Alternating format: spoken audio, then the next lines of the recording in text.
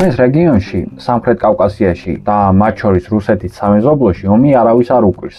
მათ შორის ჩვენს ქართველებს, რომლებმაც 90-იანი წლებიდან სამოქალაქო ომთან ერთად გადავიტანეთ აფხაზეთის, ეგრეთ წოდებული სამხრეთ ოსეთის და ბოლოს 2008 წლის ომი. რის შედეგადაც საბოლოოდ დავკარგეთ ტერიტორიები, იმედია დროებით და ამ ყველაფერს რა აერთიანებს? ერთი ქვეყანა, რუსეთი. და როგორ ფიქრობთ, ეს ყველაფერი შემთხვევითობაა თუ აქვს საკუთარი მიზეზები ამ ყველაფერს? ნახეთ, საბჭოთა კავშირი როცა დაიშალა, რუსეთს ჰქონდა მხოლოდ ერთადერთი მიზანი, როგორმე შეენარჩუნებინა საკუთარი გავლენები პოსტ-საბჭოთა სივრცეში და დასავლეთის ჰეგემონიისთვის გარკვეულწილად გაეწია წინააღმდეგობა.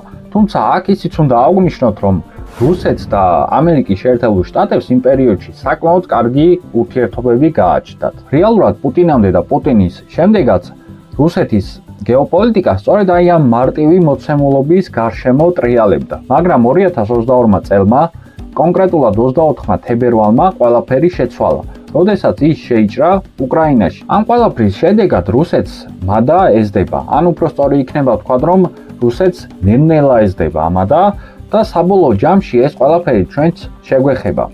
რაზე არის ახლა საუბარი? აფხაზეთში არსებობს რკინიგზა, რომელიც 90-იანი წლებიდან გასაგები მიზეზების გამო აღარ ფუნქციონირებს, რომელსაც პოტენციურად შეუძლია არა მარტო ჩვენი და რუსეთის დაკავშირება, არამედ მთელი სამხრეთ კავკასიის და უფრო სამხრეთით ახლო აღმოსავლეთის, რაც რუსეთის გავლენების კატასტროფულ ზრდას ნიშნავს. სწორედ ამაზე ამ წლის 12 თებერვალს რუსეთის ვიცე-პრემიერ-მინისტრის განცხადებით, მოსკოვი განიხილავს ოკუპირებული აფხაზეთის ტერიტორიის გავლით რუსეთსა და საქართველოს შორის სარკინიგზო მიმოსვლის აღდგენას. მარტივად რომ გაიგოთ, კიდევ ერთხელ შეხედეთ აი ამ რუკას. რამხელა გავლენებს იპოვებს რუსეთი ამ კონკრეტული რკინიგზით. პირდაპირ სახმელეთო დერეფანის სომხეთთან და აზერბაიჯანთან, რომლებიც თითქოს ამ ბოლო პერიოდის განმავლობაში ეგრეთ წოდებულ დამოუკიდებელ თამაშს აწვევიან, ხოლო თუ ეს რკინიგზა გაიხსნა, რუსეთს როგორც კონტროლი შეეძლება მათი, ასევე თურქეთის შეკავებაც,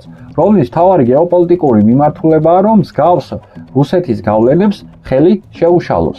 ანუ სამომავლო დიდი თურანის პროექტის დამარბკოლებელი სწორედ რუსეთის გავლენები არის სამხრეთ კავკასიაში. ცხადია, ესეც არ არის ყველაფერი. 1990-იანი წლების ბოლოს რუსეთში ჩამოყალიბდა ხედვა, რომელსაც პრიმაკოვის დოქტრინა ეწოდება. ხოლო დღევანდელი რუსეთის გეოპოლიტიკა სწორედ აი ამ დოქტრინას ეფუძნება, რომლის მიხედვითაც ერთპოლარული მსოფლიო, სადაც ამერიკა მთავარი მოთამაშე წარმოადგენს საფრთხეს როგორც საერთაშორისო სტაბილურობისთვის, ასევე რუსეთის ეროვნული ინტერესებისთვის.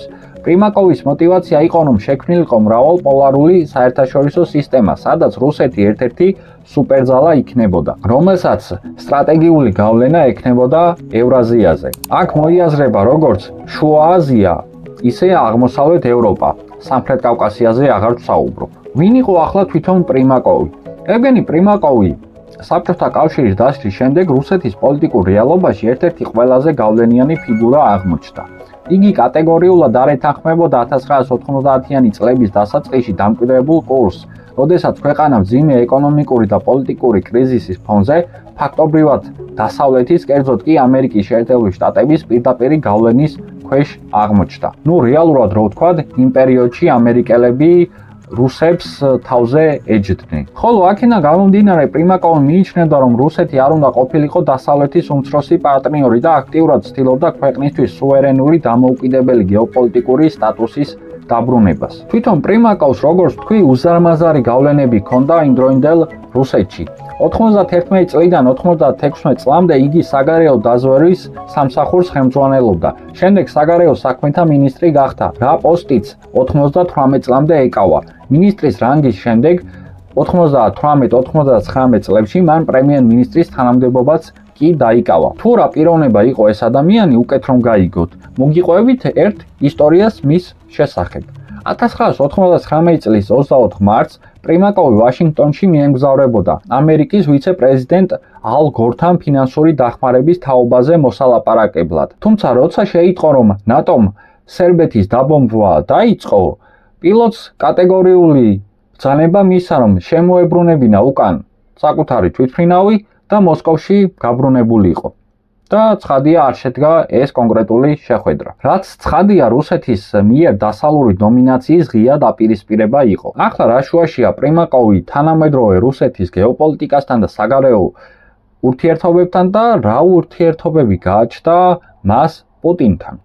1999 წელს ევგენი პრიმაკოვი იყო საპრეზიდენტო არჩევნების ერთ-ერთი მთავარი ფავორიტი და პუტინის მთავარი კონკურენტიც. მან ლუჟკოვთან ერთად ჩამოაყალიბა ძლიერი ბლოკი Fatherland All Russia. თუმცა კრემლის აქტიური წინააღმდეგობისა და პუტინის სწრაფი მზარდი რეიტინგის ფონზე 2000 წლის დასაწყისში პრიმაკოვმა გაიყვანა თავისი კანდიდატურა პრეზიდენტის არჩევნებიდან. მეტიც მხარი დაუჭირა პუტინს და მოგვიანებით გახდა მისი არაფორმალური რჩეველი საგარეო პოლიტიკის საკითხებში. ანუ მარტივად რო ვთქვათ, პრიმაკოვმა რუსეთის საგარეო პოლიტიკას ჩაუყარა საფუძველი. ხოლო მათი ურთიერთობა შეგვიძლია შევაფასოთ როგორც მენტორისა და მოსწავლის ურთიერთობას. და ყველაზე საინტერესო რა ხდება ახლა და როგორ ახორციელებს პუტინი პრიმაკოვის საგარეო პოლიტიკას. უკრაინის ომის დაწყების შემდეგ ჩინეთ-რუსეთი ძალიან დაახლოვდნენ. მეტიც მათ შორის ვაჭრობა 2022 წლის მერე ორჯერ გაიზარდა, ხოლო რუსეთის ვაჭრობა ინდოეთთან დაახლოებით 6 ჯერ გაიზარდა. ანუ მარტივად რო ვთქვათ, პრიმაკოვი ჩანაფიქრი, რომ პოტენციურ გლობალურ მოთამაშეებთან ჩინეთთან და ინდოეთთან პარტნიორობა ამერიკის შეერთებული შტატების ჰეგემონიას დაასუსტებდა და მრავალპოლარულ საერთაშორისო სისტემას ჩამოაყალიბებდა, ჩვეულებრივად ხორციელდება. პრიმაკოვი კარგად ხვდებოდა, რომ მოსკოვი ვაშინგტონს ესე პირდაპირ წინააღმდეგობას ვერ გაუწევდა, ამიტომ აუცილებელი იყო სხვადასხვა მსოფლიო პოლუსის ჩამოყალიბება. ჩინეთი დღეს უკვე 100%-არი მსოფლიო მოთამაშე, ინდოეთიც ფაქტობრივად შეგვიძლია ჩავთვალოთ, ხოლო თვითონ დასავლეთ ცივილიზაციაში არის დაძაბულობა.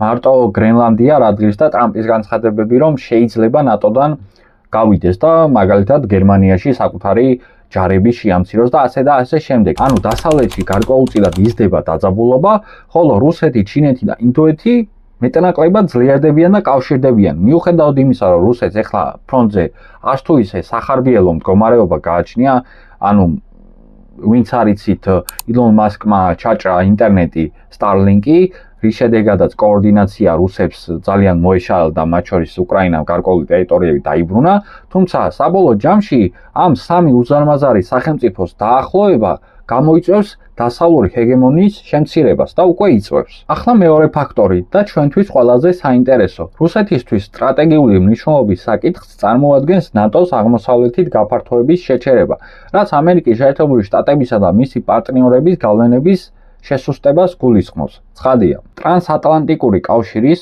ანუ ამერიკის შეერთებული შტატების, კანადის და ნატოს განაიტერალება კრემლისთვის ეროვნული უსაფრთხოების ფუნდამენტური პრიორიტეტია. მეტიც, ომი უკრაინაში ღიად ნატოს გავლენების გაფართოების გამო დაიწყო. იგივე მოხდა 2008-ში დაახლოებით ჩვენთანაც. President Putin declared in the autumn of 2021 and he actually sent a draft treaty that he wanted NATO to sign to promise no more NATO enlargement. That was a precondition for not invade Ukraine. Of course, we didn't sign that. ხომარა, ცხადია, ბოლო კითხვა ჩდება. რაში უშლის ხელს ნატო რუსეთს? რეალურად ძალიან მარტივია, რუსეთი სამხრეთ კავკასიას, აღმოსავლეთ ევროპის გარკვეულ ქვეყნებს განიხილავს მისი გავლენების ზონად, ამიტომ მისი სტრატეგიული мотиваცია სწორედ ისაა, რომ ეს გავლენები არ დაკარგოს. უკრაინაში ომიც ამას უკავშირდება. მოკლედ, რუსეთი ამბობს, პოსტ-საბჭოთა სივრცე ჩემია, არ დავთმობ. ვინაიდან რუსეთს მხოლოდ ასე შეიძლება მსოფლიო ჰეგემონიას მიაღწიოს, ხოლო ამ ყველაფერს გადაწყვეტს რუსეთ-უკრაინის ომის შედეგი, რომელიც ფაქტობრივად უკვე გადაწყვეტილია. ერთადერთი რაც არის დარჩენილი, თუ რამდენხანს გაიწელება ეგ კონკრეტული ომი. და ბოლოს, რუსეთი ხომ ამ ყველაფერს კონკრეტული მიზნისთვის აკეთებს, ანუ გრძელვადიან პერსპექტივაში უნდა არსებობდეს რაღაც კონკრეტული გეგმა, რატომაც რუსეთი მოქმედებს ისე, როგორც მოქმედებს. რა არის ახლა ეს ყველაფერი? პირველი საბჭოთა სივრცეში უპირობო დომინაცია, მეორე დასავლეთის გავლენების შეჩერება, მესამე მულტიპოლარული სამყაროს ჩამოყალიბება, რასაც ის აღწერს ჩინეთთან აქტიური ურთიერთობით და ასევე ინდოეთთან, როგორც ეკონომიკური და ისე სამხედრო თანამშრომლობით. და ეს მხოლოდ იმისთვის, რომ მომავალში აი ამ ევრაზიის ტერიტორიაზე საკუთარი ძალაუფლება დაამყაროს. ამით ის აღიდგენს საბჭოთა კავშირის დაშლის სამარცხვინო მდგომარეობის შემდეგ სუპერსახელმწიფოს სახელს. რაც შეეხება საქართველოს, ამაზე უფრო დეტალური ვიდეო ჩაწერა შეიძლება მომავალში, მაგრამ არის ერთი რაღაცა სათქმელი. უკრაინაში ომი რა დასრულდება და რუსეთი თუ გაიმარჯვებს, სამხრეთ კავკასიაში მყარდება რუსეთის გავლენები. ამის დასაპირისპირებლად ჩვენ არც სამხედრო ძალა გაგვაჩნია და არც გინდა ეკონომიკური, გინდა პოლიტიკური და ასე შემდეგ.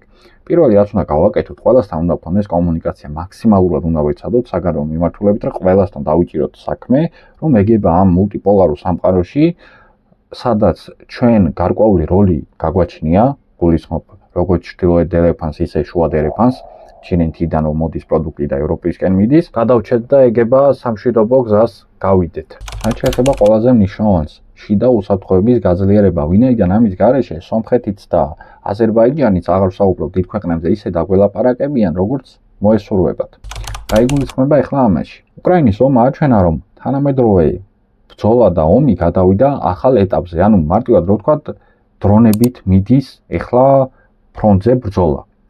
აქედან გამომდინარე, სულ რომ წელიწადში 100-მდე 200-მდე დრონი ვაწარმოოთ, ეს უკვე იქნება წინ გადადგმული ნაბიჯი. სამწუხაროდ მე მგონი ამაზე არც არავინ არ ფიქრობს, მაგრამ ერთ-ერთი ყველაზე სტრატეგიული მიმართულება უნდა იყოს დრონების დახვეწა ჩვენ პატარა ქვეყანაში, იმიტომ რომ ეს უსაფრთხოების ახალ დონეს მოგცემს. და ეგ არ ჯდება ძვირი.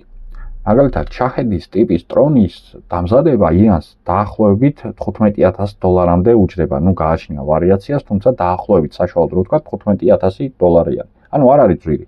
და მაგის გაკეთება შეიძლება. და ამაზე წინ და წინ უნდა ვიფიქროთ, თორემ ძალიან მძიმე მდგომარეობაში არ აღმოჩნდეთ მომავალში, ეგ არის ძალიან სახიფათო, ძალიან საშიში მდგომარეობა. მადლობა ყურადღებისთვის, კარგად ბრძანდებოდეთ, გამოიწერეთ აუცილებლად არხი.